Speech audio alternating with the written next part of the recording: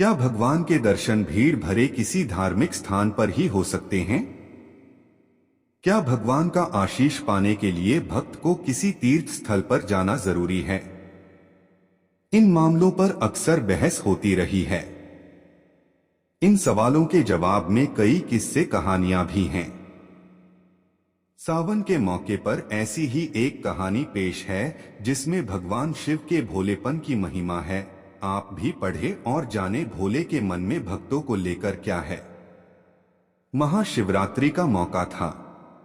गांव के लोग रात से ही एक सिद्ध मंदिर में जाने की तैयारी करने लगे। लोग आपस में चर्चा कर रहे थे कि इस मौके पर भगवान शिव के दर्शन हो जाएं तो रुके काम चल पड़ते हैं और बिगड़े काम सुधर जाते हैं। सबने आधी रात को ही गांव से बैलगाड़ी लेकर चलने की तैयारी कर ली थी। उस मंदिर में दूर दूर से लोग आते थे। सो कल महाशिवरात्रि पर भीड़ ज्यादा होगी, इसलिए आधी रात से तैयारी जरूरी थी। सबकी अपनी अपनी परेशानी थी। सब भोले का दर्शन करके अपने दुख दूर करना चाहते थे। गांव से 10 बैलगाड़ी जा रही थी। कालू लोहार भी जाना चाहता था, लेकिन किसी बैलगाड़ी पर उसे जगह नहीं मिली। लेकिन उसने ठान लिया कि कुछ भी हो भगवान शिव के दर्शन तो करने ही हैं। हालांकि उसकी कोई मन्नत नहीं थी, लेकिन वह भगवान के दर्शन से अपना जन्म सफल करना चाहता था। सो पैदल ही चल पड़ा।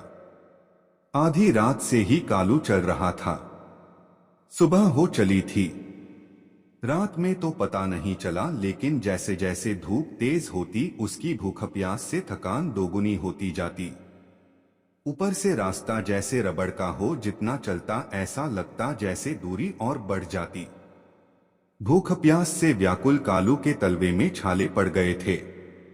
खून रिश्ते पैरों में मिट्टी चिपक गई थी। पसीने से बेहाल हो गया था, ऐसा लगता जैसे अभी गिर पड़ेगा। दोपहर मंदिर पहुंचा तो देखा भीड़ इतनी कि रात तक दर्शन हो जाएं तो बड़ी बात। लोग आते ही जा रहे थे। धक्का मुक्की में बार बार वह लाइन से बाहर हो जाता और उसे फिर से लाइन में लगना पड़ता। एक बार तो भीड़ की धक्का मुक्की ने उसे आधे रास्ते लाइन से बाहर धकेल दिया। लाइन से बाहर होते ही वह गिरकर बेहोश हो गया। होश आया तो देखा लाइन पीछे और लंबी हो चुकी थी।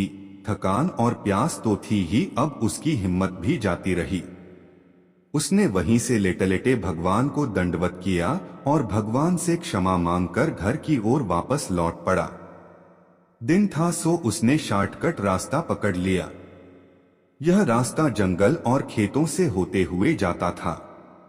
जंगल खत्म होने के बाद जहां से खेत शुरू होते थे, वहां झाड़ियों में एक पुराना भगवान शिव का मंदिर था। वहां कोई नहीं जाता था। शांति देखकर वह मंदिर के फर्श पर लेट गया। थकान और प्यास से उसे तुरंत नींद आ गई। थोड़ी देर बाद ही उसका नाम लेकर कोई उसे पुकारने लगा। उठा तो देखा भगवान स्वयं उसे पुकार रहे थे। उठते ही वह भगवान के चरणों में दंडवत हो गया। उसने पूछा, भगवान आप यहाँ? भगवान ने मुस्कुराते हुए कहा, हाँ मैं तो यही हूँ, तुम यहाँ कैसे? उसने एक ही सांस में सारा किस्सा कह सुनाया। बोले, आपके दर्शन नहीं पाए इसलिए निराश थकामांदा यहाँ शांति देखकर लेट गया था। लेकिन आप यहाँ तो भक्त, वहां किसके दर्शन कर रहे हैं? भगवान बोले, अरे छोड़ो उनको, इतनी भीड़ में भला कौन रह सकता है। न सांस ले सकता हूं न ध्यान लगा पाता हूं, तुम तो जानते ही हो मैं ठहरा योगी। यहाँ बड़ी शांति है, इसलिए यहीं रहता हूं ध्यान में मगन। वहां लोग मेरी भक्ति नहीं मुझसे सौदा करने आते हैं। कोई कहता है ये कर दो, कोई कहता है वो कर दो। अरे मैं कैसे कर दूं? यदि सब मुझे ही करना होता तो तुम्हें कर्म करने का अधिकार क्यों देता? तुम कर्म करो, फल मैं दूंगा।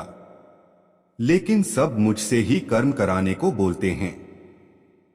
लोग मुझे ऑर्डर देने लगे हैं, बस फर्क इतना है कि वह ऑर्डर रिक्वेस्ट मोड में होता है।